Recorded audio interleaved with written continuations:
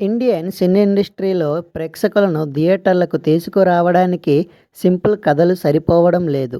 ప్రేక్షకులకు ఎగ్జైటింగ్గా అనిపించాలి. అయితేనే థియేటర్లకు వస్తున్నారు. అందుకే చాలామంది నిర్మాతలు సీక్వెల్స్, క్రాస్ ఓవర్ సినిమాలు సినిమాటిక్ యూనివర్స్గా నిర్మిస్తున్నారు. ఈ ప్లాన్ బాక్సాఫీస్ వద్ద వర్కౌట్ అవుతున్నాయి. అందుకే దాదాపు అందరు నిర్మాతలు ఇదే ఫాలో అవుతున్నారు. అయితే తాజాగా వచ్చిన 'లోక చాప్టర్ 1' సినిమా థియేటర్లలో మంచి రెస్పాన్స్ అందుకుంది.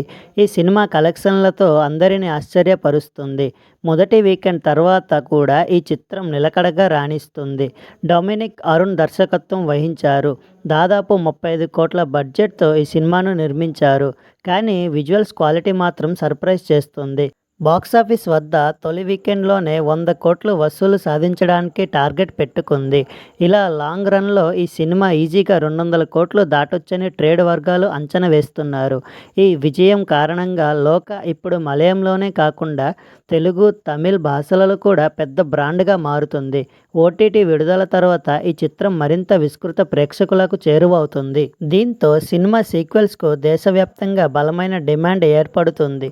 'లోక' సినిమా 5 భాగాలుగా సిరీస్గా రానుందని చిత్ర బృందం ఇప్పటికే కన్ఫర్మ్ చేసింది.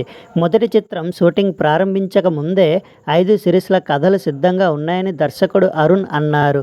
అలాగే చంద్ర పాత్ర పరిచయంతోనే ఈ సిరీస్లో మెయిన్ విలన్ గురించి క్లూ కూడా ఇవ్వనున్నట్లు చెప్పారు. ఈ విజయంతో ప్రేక్షకులు కొత్త తరహా స్టోరీలు ఆదరించడానికి రెడీ ఉన్నారని ఈ సినిమా నిరూపించింది. ఈ ఫ్రాంచైజీ నుంచి రానున్న భాగాలు కూడా ఇదే క్వాలిటీ అందిస్తే 'లోక' భారతీయ సినిమా నుండి అతిపెద్ద సినిమాటిక్ యూనివర్స్లలో ఒకటిగా అవుతుంది.